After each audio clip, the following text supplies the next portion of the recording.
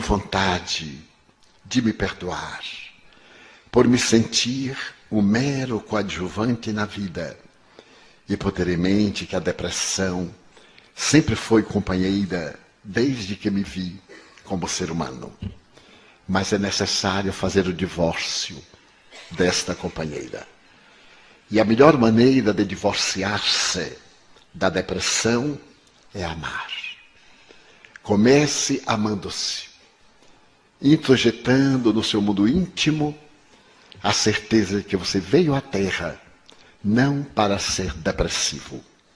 Como no primeiro dia apresentamos o PPS, você está apenas distraído pela depressão. Reencontre a beleza da vida. Recorde-se de Dostoiévski. O mundo será salvo pela beleza. Faça algo por você mesmo, fazendo algo por alguém. Então já está na hora não de se perdoar, mas de se libertar desta ave agourenta que é a depressão. E saia do escuro, viaje na direção do sol. Não faltam crianças drogadas para você levar um pouco de acolhimento. Não faltam idosos necessitados de uma palavra de carinho nas ruas do mundo ou nos depósitos onde se colocam os macróbios. Não é uma questão de auto-perdão. Você necessita somente de coragem para, quando sair daqui, dizer: quando eu era depressivo. Porque a depressão tem muito a ver com o histórico da nossa existência passada. E esta é a existência da libertação para o futuro. Levante-se, pois, sorria e leve com você a certeza de que Deus nos deseja para a plenitude. A depressão, o transtorno do pânico ou qualquer outro desses fenômenos desequilibradores não passam de acidentes em nossa jornada evolutiva.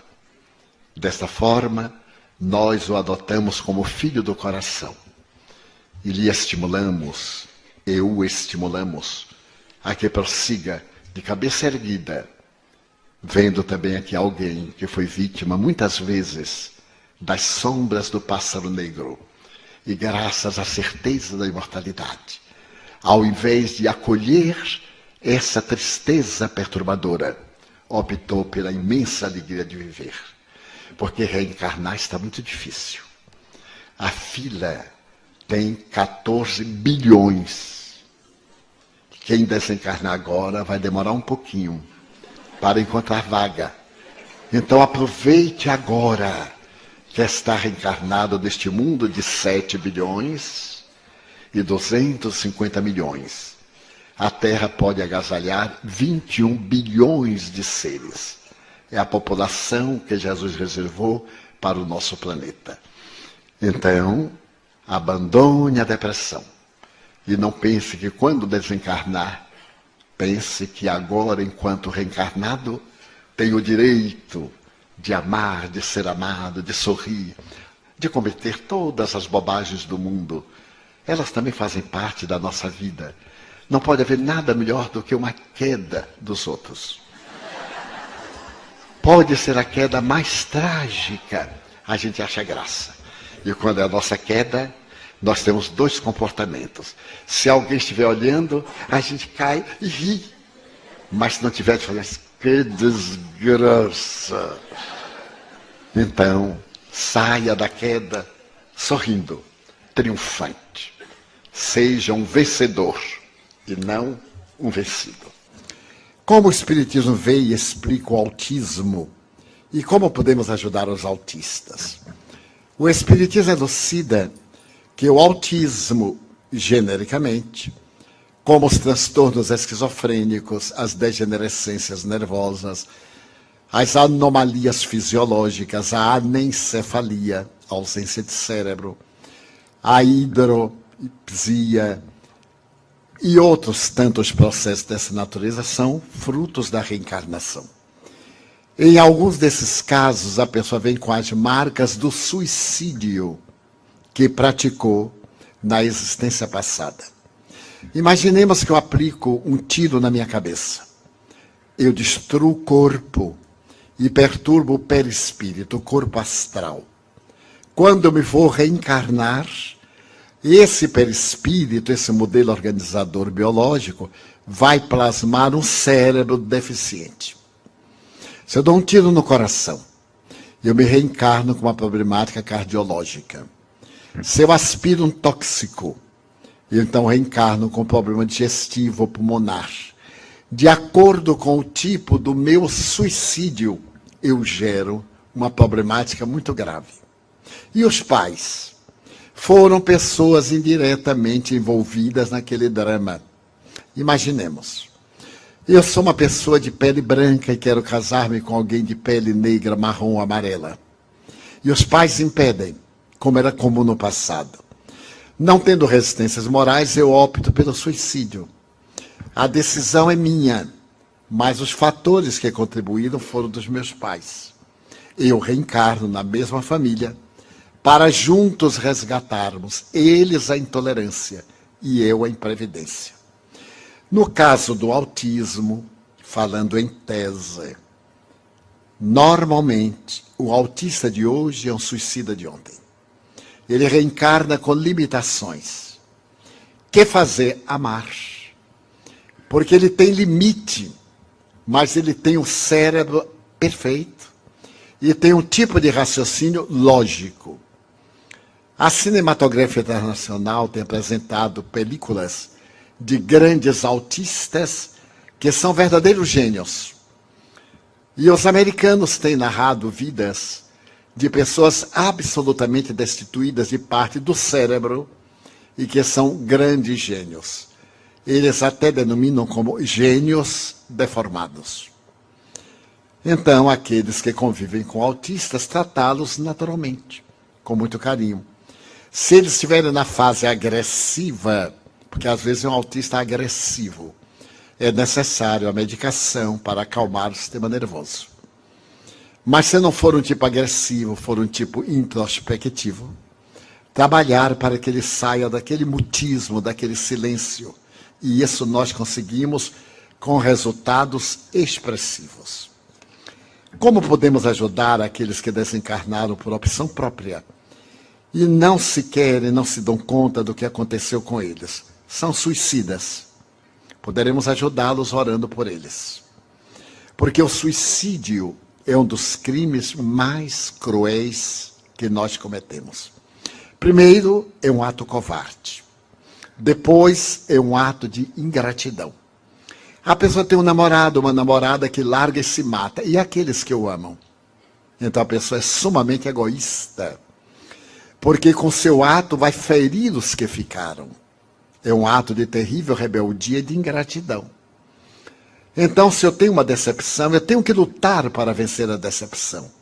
E não destruir o corpo, porque a decepção continua. E eu vou magoar todos aqueles que me amam, que confiam em mim. Então, o suicida sofre muito. Primeiro, despertam, não morreram, não se viram livres do problema. E adicionam a forma como se suicidaram aos dramas morais que carregavam. Vamos supor que eu me atire sobre as rodas de um trem. Há o esmagamento, a morte física. E durante anos, aqueles anos que eu deveria viver normalmente, eu irei experimentar a tragédia do trem esmigalhando o meu corpo. Porque as sensações permanecem no espírito. O corpo imprime no espírito as suas necessidades. O espírito imprime no corpo as suas necessidades. É, portanto, como uma cãibra. Colocamos numa postura, quando tiramos, a circulação é deficiente, por causa do hábito. Então, nós podemos ajudar os suicidas orando, tendo sentimento de compaixão, falando-lhes mentalmente sobre arrependimento, sobre a misericórdia de Deus, as futuras possibilidades. Mas ele é que tem que se ajudar. Com o arrependimento e o pedido de perdão, nos é retirada a pena ou continuamos com o efeito da lei de causa e reação? No livro de Allan Kardec, O Céu e o Inferno, capítulo número 7, há uma página extraordinária que se chama Código Penal da Vida Futura. São 34 itens que dariam para um verdadeiro tratado de jurisprudência ou de direito internacional. E Allan Kardec considera exatamente essa questão. Ele diz, por exemplo, todos nós erramos. Quando nos damos conta, nós nos arrependemos. Passamos pelo primeiro estágio. Ao nos arrependermos, nós sofremos expiação. Mas isso não basta. Depois que nós nos arrependemos, então o que fazemos? Pedimos desculpas. Mas isso não basta. É necessário anular o mal que nós fizemos, através do bem que possamos fazer. Então, eu ofendi alguém e peço-lhe desculpas. É um ato generoso. O outro me desculpa, mas eu continuo em débito. Eu tenho que fazer um bem para que anule o mal que eu fiz. Eu vou ao banco e peço um empréstimo. Então, na hora de pagar, eu não posso. Eu digo, gerente, tenha paciência, me desculpa. Ele desculpa, mas eu continuo devendo. Eu só me reabilito quando cessar o meu débito. Então, o que posso fazer? Eu digo ao gerente, eu devo $1.000. Você empresta-me 3.000, eu resgato os 1.000 que devia, fico com 2.000 que eu vou investir e pagarei os 3.000 oportunamente. Se ele for um gerente hábil, ele concorda, porque dá uma outra oportunidade. Então eu faço mal, arrependo-me, procuro reabilitar-me. Se o outro me perdoar, ótimo para ele. Eu continuo devendo. Se não me perdoar, pior para ele, que passa a ser devedor. Porque é da lei. Nós temos o dever de perdoar o nosso próximo. Mas nós temos a obrigação de nos reabilitarmos perante o nosso próximo. Porque eu desencaminho uma pessoa. Vamos colocar isso em termos muito práticos. O homem seduz uma jovem e atira na prostituição. Ele se arrepende, mas ela continua prostituta. Todos os danos que lhe advenham, ele tem responsabilidade. Então, o que ele vai fazer? Tentar reabilitá-la. Mas ela já se acostumou, não quer. Agora o problema é dela. Ele, então, vai fazer o bem a outras pessoas para anular esse mal que fez. Então, em toda ação, é uma contabilidade. Deve haver. Devo, coloco, regularizo. É uma lei, portanto, extraordinária, porque nos dá dignidade. O inconsciente coletivo tem responsabilidade nas tragédias planetárias de maneira nenhuma. As tragédias planetárias fazem parte do processo da evolução. No Livro dos Espíritos, na terceira parte, Allan Kardec pergunta, o que pretende Deus com a destruição? E os Espíritos respondem, é necessário que tudo se destrua para poder renovar-se. E o que pretende Deus? Fomentar o progresso. Na 742, o que pretende Deus com a guerra? Por que existe a guerra? Por causa da predominância da natureza animal do indivíduo sobre a natureza espiritual e o desbordar das paixões. E o que pretende Deus com a guerra? Apressar o progresso. Porque aquele que não ouve o amor, ouvirá o sofrimento. Portanto, é uma lógica. A doutrina tem uma lógica, uma ética cartesiana, perfeitamente básica. Como interpretar a relação do Oriente contra o Ocidente? Se o homem tem o poder de destruição através das armas nucleares, mesmo assim o mundo estará protegido da destruição? De maneira nenhuma. É o quarto fator que pode haver o fim do mundo, uma guerra nuclear. Mas esta guerra nuclear, dizem os estrategistas militares, não acontecerá. Acontecerão guerras locais, porque uma guerra nuclear, o vitorioso morrerá em cima do vencido. Porque a radiação será levada pelos ventos para o mundo inteiro, e todo mundo sofrerá o efeito da desintegração nuclear. Então ninguém se atreverá, a não ser os psicopatas, a atirar uma bomba de efeito nuclear, vamos dizer, a Austrália, que é um verdadeiro continente. Vamos supor que tivesse 3 países. Atira uma bomba sobre o país X. Mas a bomba não fica somente ali. Os ventos vão levar e atinge o país que entregou. Há uma obra notável de um grande místico italiano, Pietro Baldi, A Grande Síntese. E ele diz exatamente isso. Uma terceira guerra mundial é improvável, porque o vencedor tombaria sobre o vencido. O que acontece? As grandes nações provocam guerras nos países dos outros. Vejamos a Líbia. Os Estados Unidos de um lado, a China e a Rússia do outro. A Síria. Estão brigando nos outros países. Uns protegem os revolucionários, os outros protegem o ditador. E assim eles se liberam das armas ultrapassadas. Porque os depósitos de armas estão sempre em renovação. O que é que fazem com as armas antigas? Vão para a Colômbia, vão para os países da África, nesse comércio nefando das grandes nações, protetoras da paz e fomentadoras da guerra. Então nós vimos, com todo respeito, não é nossa área política, mas numa análise, nós vimos os Estados Unidos querer implantar a democracia no Oriente. É um sonho. Uma cultura de 5.000 anos, como era a antiga Pérsia, hoje o Irã. Uma cultura como a do Iraque, 5.000 anos. A antiga Babilônia, a antiga Síria. Não pode ter liberdade democrática por causa das ditaduras multimilenares. E depois, vocês estão obrigados a ser, a partir de agora, democrata. Mas se a democracia é a liberdade de escolha, como é que eu posso obrigar a pessoa a ser livre? Em verdade, não era nada disso. Não havia armas nucleares de extinção coletiva, como ficou provado. Era interesse do petróleo. As guerras, como agora no Afeganistão e etc., com todo o respeito, são de interesses econômicos. O que é que prevê a cultura moderna? É que no ano 2025 é provável que haja uma grande guerra. Não por causa do petróleo, por causa de água potável. A dessalinização ainda não é suficiente para transformar a água do mar em água potável. Dubai, Abu Dhabi e outros já conseguem um pouco, mas não é suficiente. Então é necessário que nós economizemos água.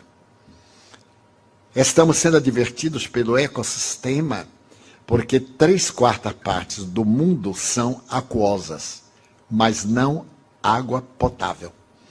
No nordeste do Brasil tem o maior lençol de águas do mundo, salobra. Portanto, é mesmo que não ter. Dessa forma, a relação do Oriente com o Ocidente vem desde a Idade Média. A grande responsabilidade é das cruzadas, o ódio ainda é das cruzadas. Quando os europeus foram defender a sepultura de Jesus, que era vazia, defender um túmulo que não tinha nada. Será que eles foram defender o túmulo contra Saladino e outros? Ou foram furtar os tesouros orientais? Então eles vieram para o Oriente, trouxeram as terríveis enfermidades do Ocidente. E levaram a sífilis, a gripe, a tuberculose, que não eram doenças do Ocidente. O tracoma, que é uma doença típica do deserto, nós pegamos durante as cruzadas. O próprio Francisco de Assis, quando ele veio, ele pegou o tracoma, graças à ardência do sol no Egito. Segundo estatística, por ano, 2 milhões de pessoas dessas áreas contraem o tracoma. É uma doença que cega. A cura é remota. Então, essa relação, esse ódio, é milenar. É uma suspeita milenar. Mas numa nova era, quando nós demonstrarmos os nossos sentimentos que não há Oriente e não há Ocidente, que tanto Maomé como Jesus são missionários de Deus, como Buda e como tantos outros, Akhenaton, Confúcio, e tantos outros missionários, o que importa é Deus, é o amor. Então desaparecem as nossas paixões e Oriente e Ocidente se darão as mãos. Evoluímos das duas dimensões da vida. Necessariamente temos que saldar os débitos terrenos enquanto encarnados. Também encarnados podemos saudá-los no plano espiritual? Não. Nosso resgate é na Terra. Porque foi aqui que nós cometemos os delitos. No mundo espiritual, nós formulamos planos, adquirimos recursos, mas temos que reencarnar para passar pela experiência de laboratório, porque senão ficaria muito cômodo. Nós cometemos o crime aqui, desencarnamos e fora da matéria, em outras condições, nos liberávamos. Daí, aquilo que nós praticamos no corpo físico nós resgatamos. Estamos entrando em uma nova era, uma era de crianças mais desenvolvidas que a nossa, e que com certeza nos trarão ou ajudarão a um planeta melhor. Por isso muitas crianças estão vindo. O que acontece então com as crianças que vêm, mas não chegam a nascer? Desencarnam. Não acontece nada. Vão e voltam. Porque não é obrigado que toda criança nasça. Há uma série de fatores. O espírito arrepende-se, como está no livro dos Espíritos. Vem a gestação, o espírito escolhe uma prova. Quando chega na hora tem medo, ele então retrocede e vem um aborto natural. Pode vir uma criança que desencarnou pelo suicídio e então nasce e tem uma morte imediata. Volta para o mundo espiritual. Mas reencarnará oportunamente. E isso será inevitável.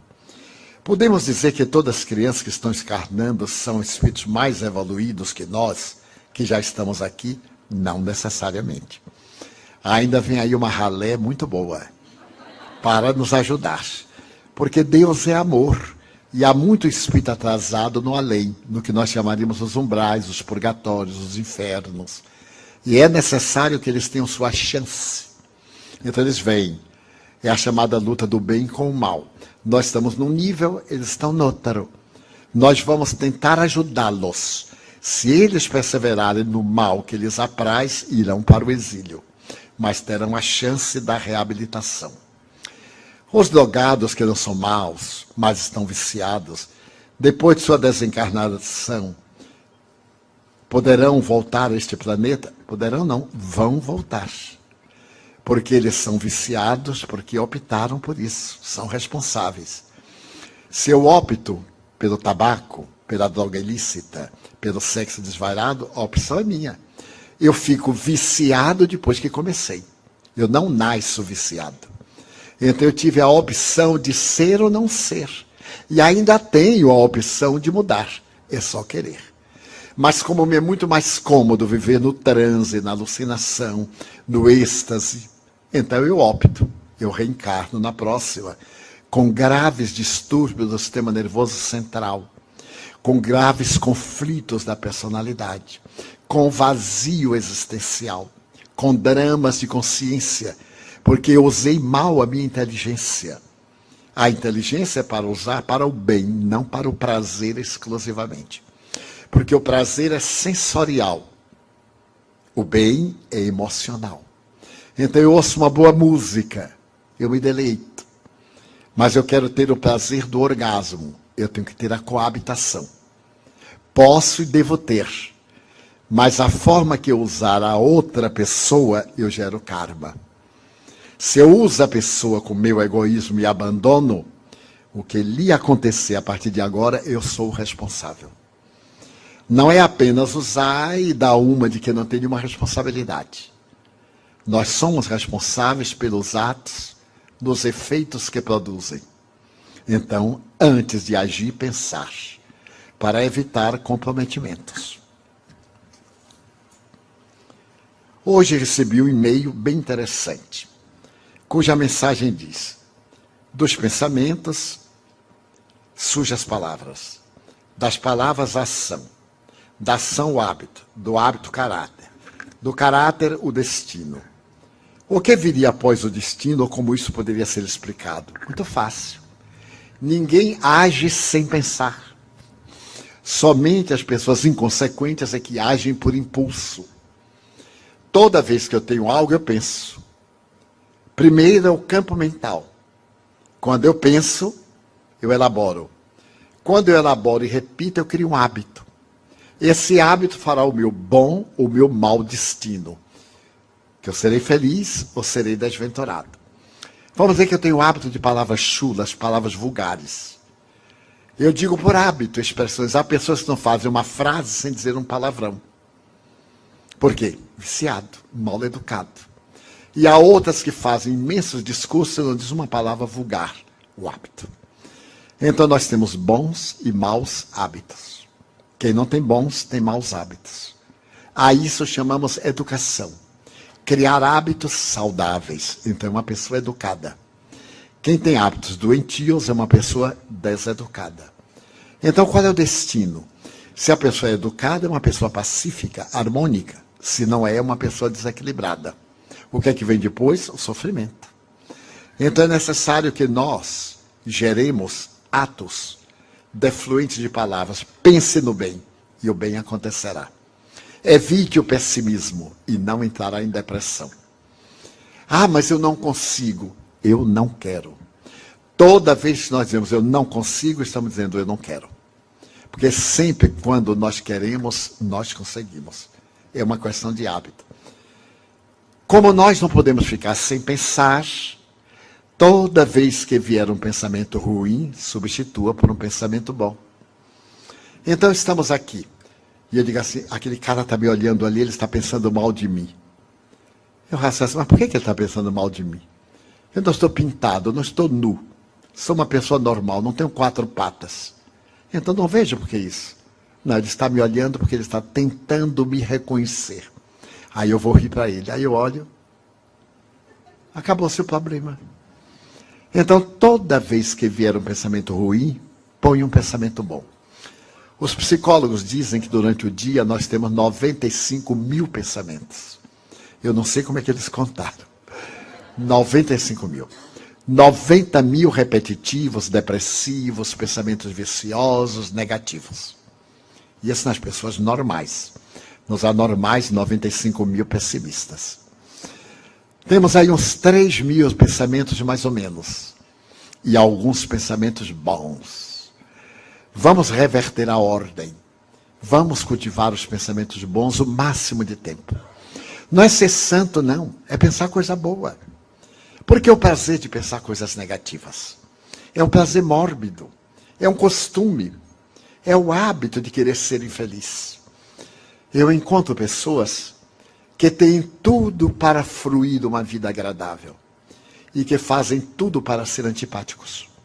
Até nós no Brasil temos esse ditado. Se a gente pode complicar, para que facilitar? E aí vive complicando a vida. Eu, por hábito, não reajo. Por hábito. Algumas vezes eu escorrego. Mas, por hábito, não reajo. E certo dia eu ia caminhando e veio uma pessoa, deu uma trombada em mim e me derrubou. E ainda me olhou com raiva. Eu digo assim, desculpe estar na sua frente. Eu não previ que via um trator sem freio. A pessoa desarmou, né? Porque me derruba e ainda tem razão. Desculpe eu estar na sua frente. Se eu tivesse previsto, eu deixava o trator passar. E como eu disse em palestra anterior, quando me pisaram no pé aquela montanha, eu digo, não está sentindo uma coisinha fofa embaixo do seu pé? Ah, estou. É meu pé. Tire a sua pata de elefante. Aí eu dei uma patadinha. Tire a sua pata de elefante de cima do meu pé. Então, é sempre bom cultivarmos pensamentos bons. Ah, mas eu não tenho jeito. Leia. Tem ali o livro Vida Feliz. Não é propaganda, não. É anúncio. Como eu tenho um amigo que trabalha com imobiliária, né? Então eu já peguei o hábito de vender. Leia uma frase. E durante o dia pense nessa frase.